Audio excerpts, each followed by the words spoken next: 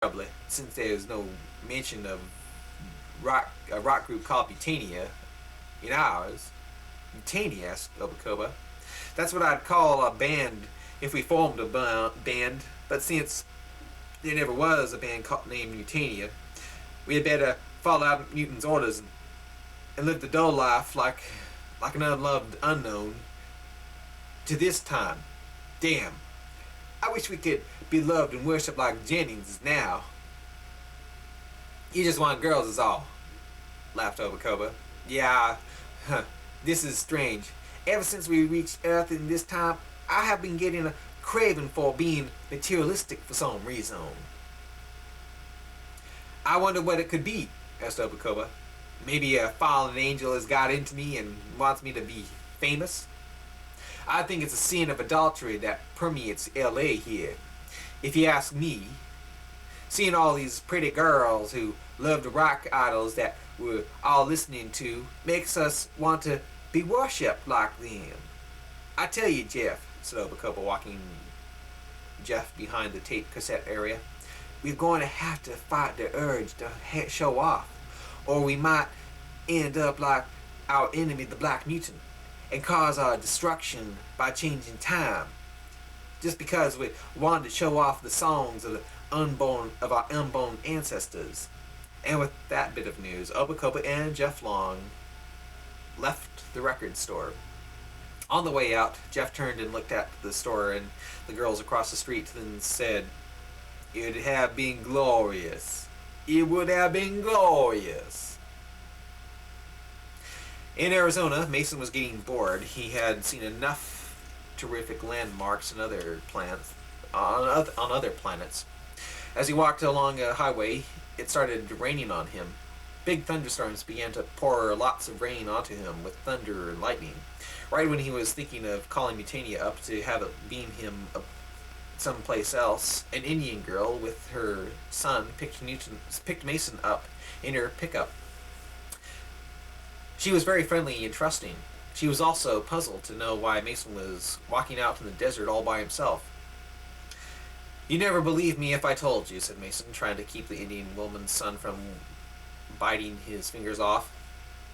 An hour later, when she took Mason to her small trailer park neighborhood, Mason met a man who was an astronomer.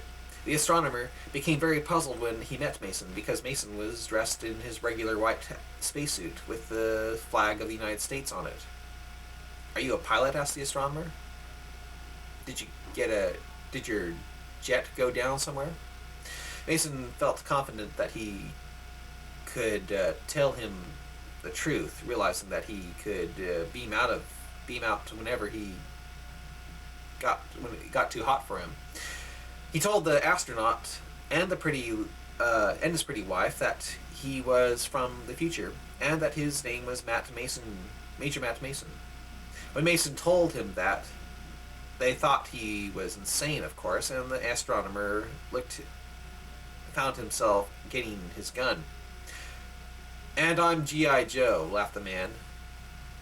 "You're a soldier? I thought you said you were an astronomer," said Mason. The man then said, "Look, sir, you must be under a lot of stress." "What do you mean?" Reversion is a good escape when under a lot of pressure. It's therapeutic. I mean, even I might think I'm a Mattel toy also if I were under a lot of stress also. "What do you mean by thinking you're a Mattel toy?" asked Mason with wonder. The man then told Mason that back in the 60s,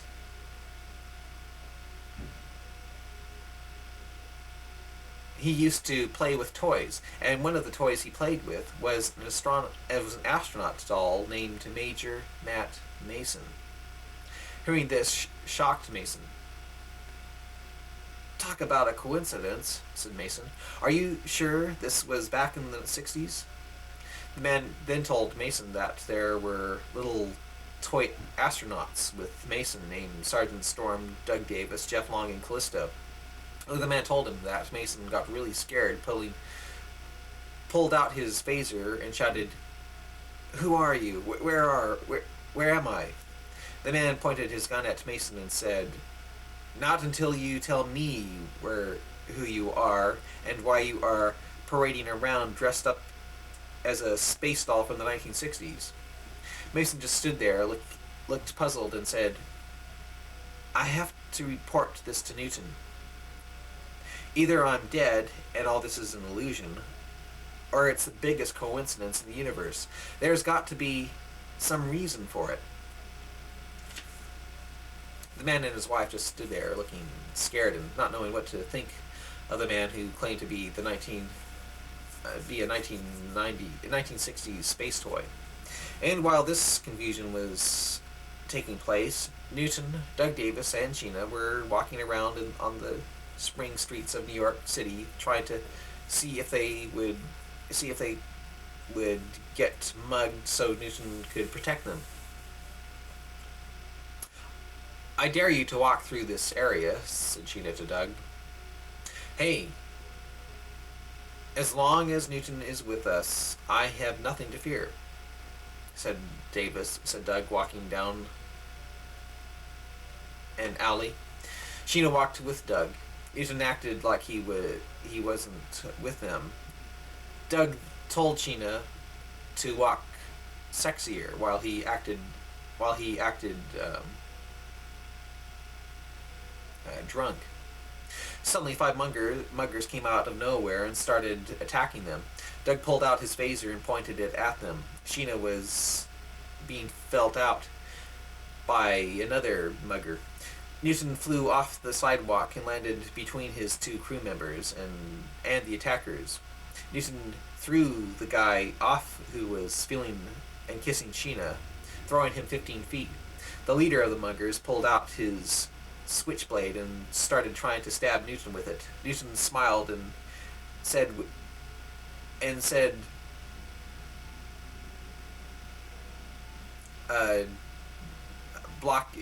ducking and dodging the knife, "I've been in this situation before. I don't think I'll let the mugger stab me this time." Suddenly, a mugger behind Newton bashed Newton on the head with a heavy chain. When Newton turned to look at the one with the knife, the one with the knife stabbed him, then smiled. Stabbed him. Then Newton's smile became angry.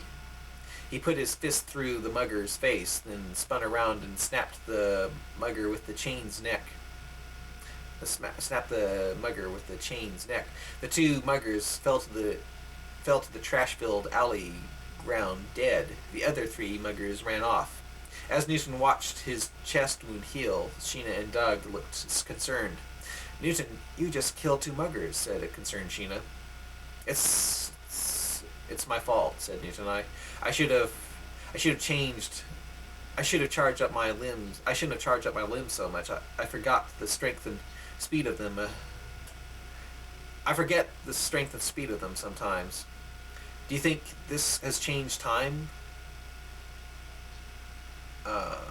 Some more? Killing those poor losers like that?" asked Doug Davis. Newton took out a censoring device and turned it on the dead muggers. "Huh," said Newton. "They don't have any traces of cocaine in them, or even marijuana. And get this, on the news, that is being broadcast all the time in the late century, it seems that everyone who committed a crime has traces of those drugs in his body." "They don't have any drugs in their bloodstreams?" asked Sheena. "Well, there does have heroin." And after that, Newton and his crew went to a restaurant. And while Newton watched Doug and Sheena eat in Russia, Sergeant Storm was eating ice cream on Red Square. A Russian dressed in a military outfit walked up to him and smiled evilly and said, "I just love you democratic excuse me. And while Newton watched Doug and Sheena eat, in Russia, Sergeant Storm was eating ice cream and on Red Square. A Russian dressed in a military outfit walked up to him and began asking questions. The Soviet officer was wondering why Storm had the United States flag on his uniform. The Soviet asked him questions in English. Storm turned on his universal translator that was hidden in a space pocket and began speaking perfect Russian to him. Storm told him that he was an American. So good was his Russian that the Soviet officer thought Storm was a spy. "Could you come with me? Could you come with me?" asked the officer.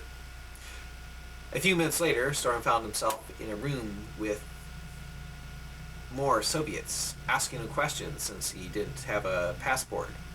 Storm then asked, feeling scared Storm then asked, feeling scared now, to realize that the late 20th century was a time when the superpowers were enemies.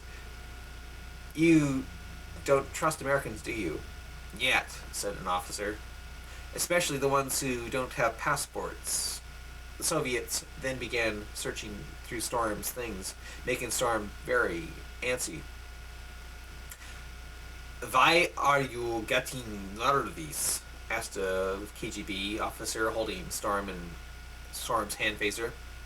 "What is this? A pencil sharpener? What is this? A pencil sharpener?" The weapon did look like a plastic pencil sharpener. The officer smelled it, then pressed the button on the top of the weapon. Suddenly, everyone leaped up and pointed their guns and machine guns at Storm when Storm's phaser disintegrated the KGB officer's head. As the KGB officer's whole body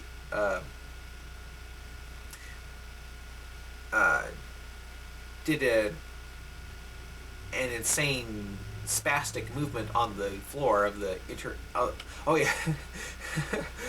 Suddenly, everyone leaped up and pointed their guns and machine guns at Storm when Storm's phaser disintegrated the KGB officer's head. As the KGB officer's body,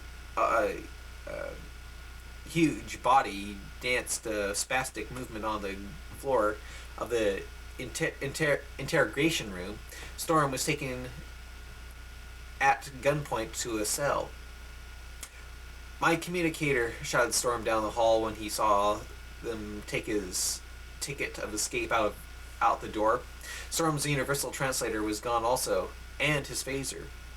He was now trapped in Russia with no form of communication or defense, and since his communicator was gone, he couldn't call the ship and have Callisto beam him up.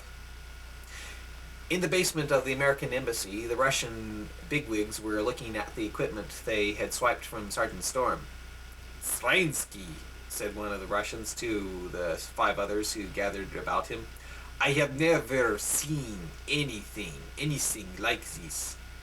If America has the technology, know-how to create devices like this, then we had better destroy them now than later, or they will have us bowing down to them." One of the Russians picked up the universal translator that looked like a pencil and was puzzled about it. When one of his comrades spoke to him, he felt as though he had read his mind. Hearing the translator in his hand frightened him, causing him to drop it. The thing broke in two on the floor, and crystals with jelly fell out of it, followed by lots of electrical sparks of energy. The Soviets were frightened. "How can something without metal wires be electronic?" They said with fear in their voices.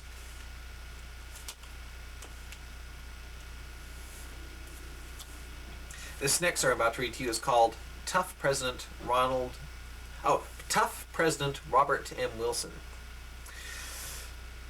Out in orbit On the spaceship Blacktania, the Black Mutant was growing restless for world domination. Looking down on the Earth through his ship's viewing screen was torture to him. He felt like a dog that was being tortured by a cruel master as the master dangled a steak in front of his face, then would suddenly remove it from his face every time he went for it. Seeing the Earth in front of his face and not being able to interfere with the lives of the people on Earth for the fear of changing time made the Black Mutant punch out and destroy one of his expensive robots. "I can't take it anymore," he screamed. I can control the mind of a U.S. president and have a robot impersonate a submarine captain, and yet, if I do anything exciting with just one of them, I could disappear out of existence. Damn it," he screamed. I must be in hell. You got to become champion of the world in boxing, O mighty, powerful, fearful, and godly one," said one of his robot crewmen. "No, I didn't," screamed the mutant. "Everyone thinks it was Sheridan who beat up the ex-champion. Everyone thinks it was Sheridan who beat up the champion, not me, and they think that he would have lost if aliens didn't fit him with powerful artificial limbs," hissed the mutant. On Earth, Newton, Doug Davis, and Sheena noticed that the hoodlums noticed that the headlines on the newspapers were talking about scientists sending signals to space to find the Black Mutant who fitted Sheridan with powerful artificial arms. Seeing this made Newton and his crew gasp. "Oh no," shouted Newton. "The Black Mutant has been showing his hand in things. He's here." "What are we going to do?" asked Sheena, falling up against the wall of the Radio City Music Hall. "I'm going to call Callisto and tell him to do a thorough job of scanning Earth's orbit for any signs of Blacktania.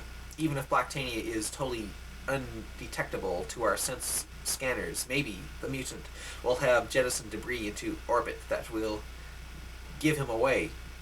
And when Newton called Callisto to tell him his plans, in the White House, Borsky came to tell President Wilson that he wanted him to go on television in the next 2 hours and tell the world that he would have all people still doing research, and tell the world that he would have all people still doing research in SDI imprisoned. Borsky entered the president's room while he was sleeping and put his fingers over his mouth. Wilson started crying to realize that Borsky had the power to suffocate him. "Mr. President," said Borsky, "in 2 hours I want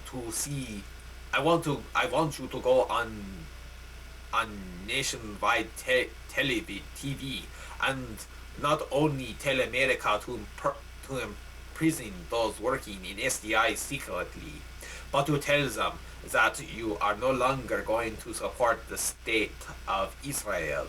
Do you hear me, Mr. U.S. President?" Wilson cried and shook his head. "Yes." Borsky smiled evilly and said, "I just love you Democratic presidents. You're such good comrades to Soviet Union." And while Borsky was slapping Wilson's face, threatening with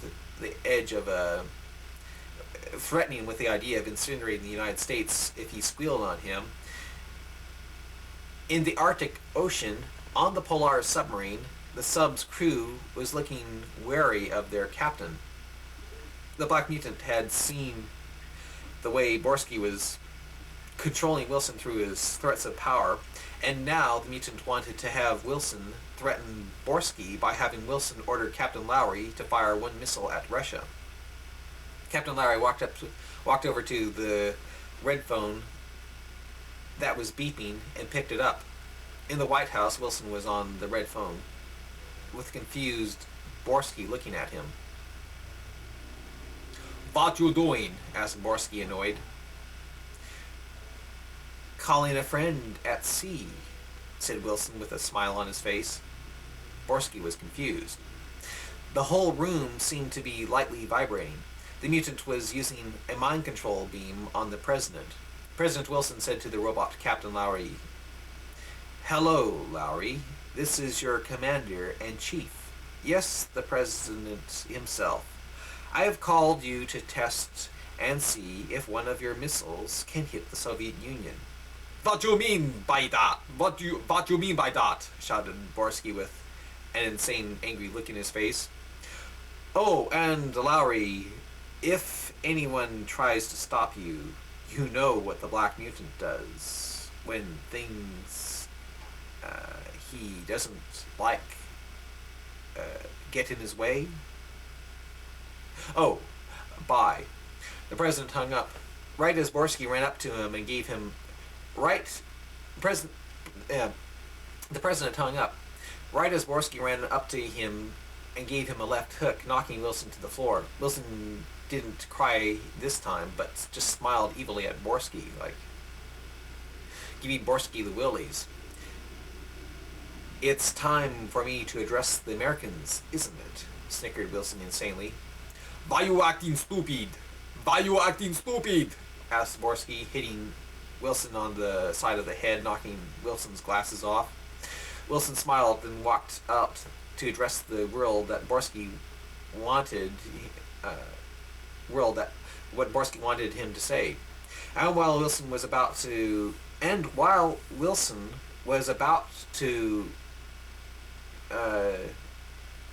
right as Wilson was about to talk, on the submarine, the robot replica of Lowry walked up to one of the missiles and produced a key.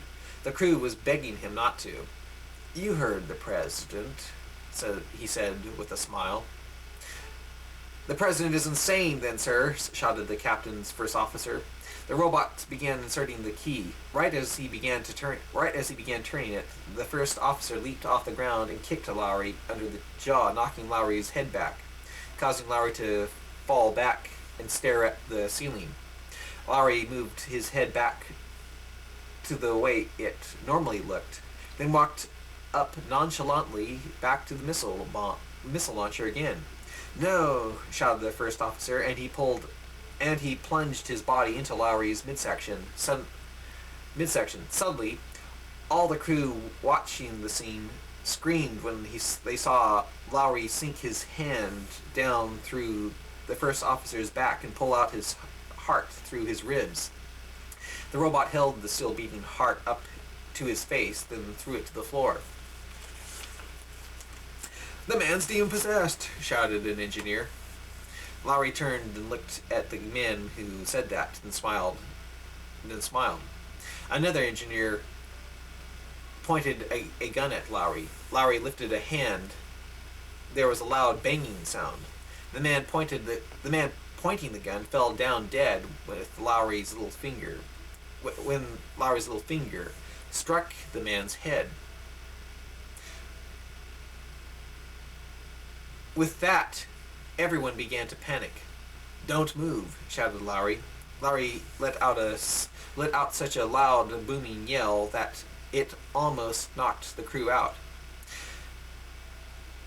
Lowry then said, "Let me introduce myself. I am the servant of the wondrous, powerful, almighty, terrifying, godly commander and king, the Black Mutant." Lowry grabbed onto the bottom of his jaw. There was a clicking sound. Lowry then showed the crew that he was a robot with circuits and electricity when he removed his face.